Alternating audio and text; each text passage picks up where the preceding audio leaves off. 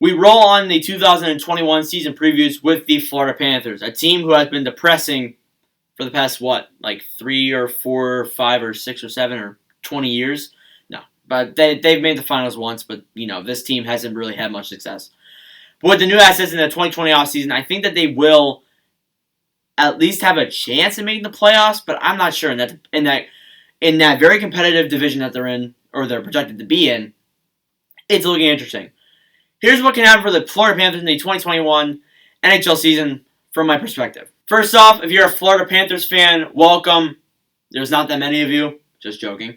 And also, if you haven't already, please go subscribe to the channel. That would mean a heck of a lot to me. Really trying to pop off, make these YouTube videos, get them out there. We're almost halfway done these season previews. I think after Minnesota, we marked the halfway mark, somewhere around there. So, maybe trying to get to 1K someday in my life. Probably never going to happen. And someday make money.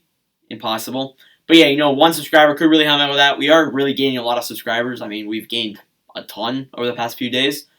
And also, if you haven't already checked the links in the description below, that would mean a heck of a lot as well. That includes Twitter, Instagram, Discord, and TikTok. So that includes all my other social medias.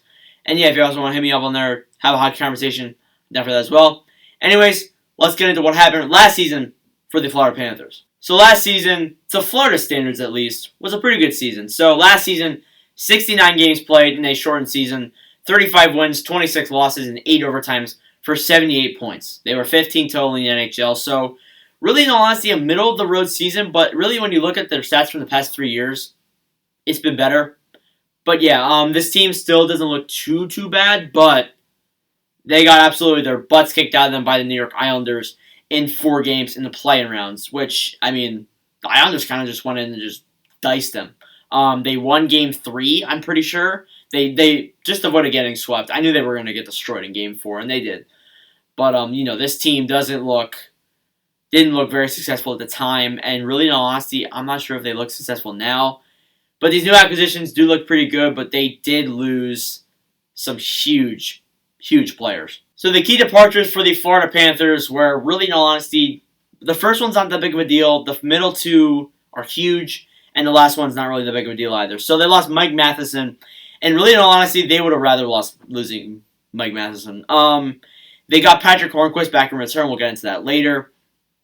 But Matheson with a huge horrible cap hit. He really didn't exactly do the best in Florida. But I don't think he'll do better in Pittsburgh. But, I don't know. And they also lost Mike Hoffman, too, who will do pretty big in Florida. Mike Hoffman was a very good offensive player. Pretty underrated, in all honesty, when you look at him. But, yeah, he was not good either. That's not good. He's going to really affect the offense in Florida. Also, Evgeny Dadonov, that's a huge thing that affects them as well. Dadonov was pretty good offensively.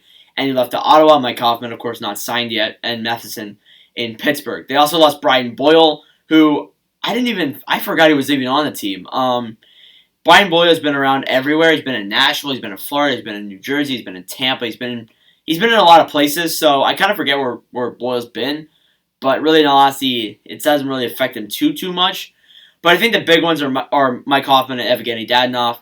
But this offseason, they kind of replaced them. Kinda. So this offseason for the Florida Panthers, in all honesty, was pretty good when you look at it. I mean, Bill Zito did some pretty good moves this offseason when you look at it. They got Patrick Hornquist in a trade for Mike Matheson, which is huge. Hornquist will put up that offense that he really wants, that the Florida really needs, honestly. Florida has not had good offense for a long time now, and adding Patrick Hornquist will really help that out. They also got probably one of my favorite players literally in the entire world, Radko Gudas. I said that wrong, I know. But Gudas is a very good enforcing defenseman. Probably will play third pairing minutes. You also have Vinny Hinostroza, who's a pretty good center as well. On that, probably will play fourth line. You also got Alexander Wenberg in a cap dump trade for Columbus. I also said that also in the Columbus preview. I realized today that Wenberg actually went to Florida along with Nudavara. So you know. And also Carter Verhaeghe, who was for the Stanley Cup Champions team of Florida. He'll do pretty well in Florida as well. So, this team with those new additions, that really affects the lineup a lot. I mean, it doesn't necessarily replace the losses of Mike Hoffman and Evgeny Dadonov, but I think that still it does help them out a lot. In the offseason, the Florida Panthers also acquired Anthony Duclair, not too long ago actually, a few days ago. And honestly, for a 1-year, $3 million signing, that actually looks really good. Duclair, ridiculously underrated. Really helps out the offense at Florida that they lost with Danoff and Hoffman. So Duclair added to that lineup really affects that left wing spot. It looks really deep on that side, and honestly, I think he'll do a lot of damage in Florida. And he said before he was proud in the lineup in Florida. He said that today in an NHL.com interview. So, I mean, there's that. Moving on to the projected lineups here for the Florida Panthers. It looks pretty good, not going to lie. On the left wing side here, you have Jonathan Huberdeau, Duclair, Vetrano, Denisenko, and then you have Sorella as your filling player. On the center core, you have Alexander Barkov, Alexander Wenberg, so you got the Alexanders, Carter Verhaeghe, Achari, and then Henrik Borgstrom is your filling guy. On the right wing side, you have Patrick Hornquist, Owen Tippett, Brett Connolly, and Vinny Hinostroza as your right wing. So this team looks pretty good. Huberdeau, Barkov, Hornquist. Huberdeau is Hooby-Dooby-Doo. Barkov, someone needs to bounce back, but he's still pretty good as well. And then you also have Patrick Hornquist as well, who will put up the offense in Florida. Duclair, Wenberg, and Tippett. Tippett, pretty solid rookie. Wenberg is Alexander, because of Alexander boys. And then you have Anthony Duclair as well, putting up the offense. Vetrano, Verhaeghe, and Connolly's your third line.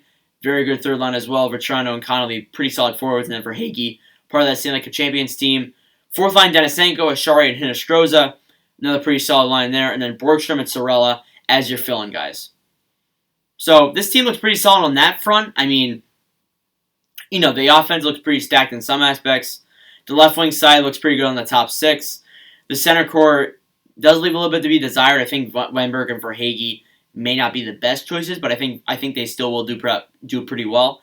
Right wing side, Hornquist and Tippett. If Tippett can do pretty well, then I think that right wing core will get a lot better, in all honesty. But yeah, it really depends on Tippett being better for that right wing side. On to the defense now on the left wing side here for the lefty and righty. We have Uyghur, we have Keith Yandel, and then we have Marcus Nudavara as your third guy. On the right D side, you have Aaron Ekblad, Anton Strawman, and Radko Gudas, voice crack, as those right D guys. So, that defense doesn't look too bad. Uyghur and Ekblad, although I do think Yandel will push for that first line spot, I think a Uyghur-Ekblad line is pretty good, because Uyghur is a very solid defenseman for Florida, and I think Ekblad is Ekblad, so that defensive pairing is very good. On the second line there, you have Keith Yandel and Anton Strawman, another very good, solid deep pairing there. Strawman does get a little bit underrated at times. I think Strawman does get a little bit underrated because of his cap, and then Keith Yandel, another pretty solid player on that lefty side too. I think he may push for first line too, potentially. And then on that third D side, you have Marcus Nudavara and Radko Gudas, two pretty underrated defensemen. I think Nudavara puts up a decent amount of offense, and then Radko Gudas is really that fighter for the Florida, and I think he will put up those fights and really put that physicality out on the ice for Florida. He really will defend.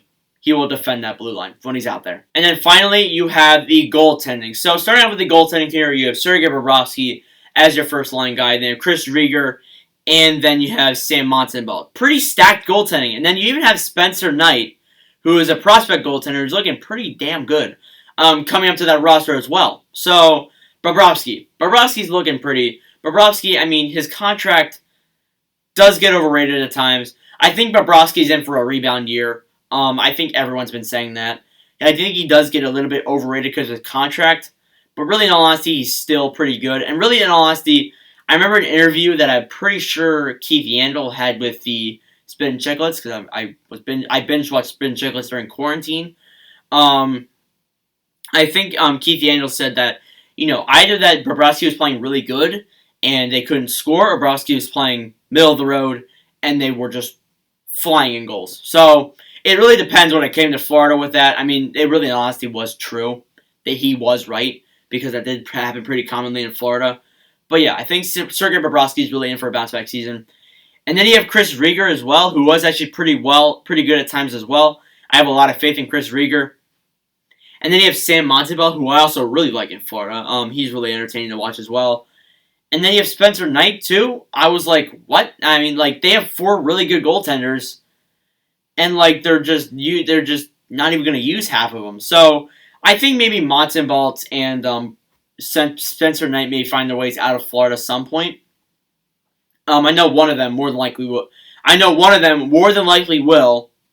At the expansion draft with Seattle. Depends on who leaves though. So yeah, I think this team looks pretty good on that aspect. They look pretty stacked there too, which a lot of teams can't really say in all honesty. So Florida really working on their goaltending, getting that all nice and stacked up. And finally now, the playoff prediction. Do I think the Florida Panthers will make the 2021 Stanley Cup playoffs? The answer is probably not, because they're playing in a division with Dallas, with Carolina, with Columbus, and Tampa.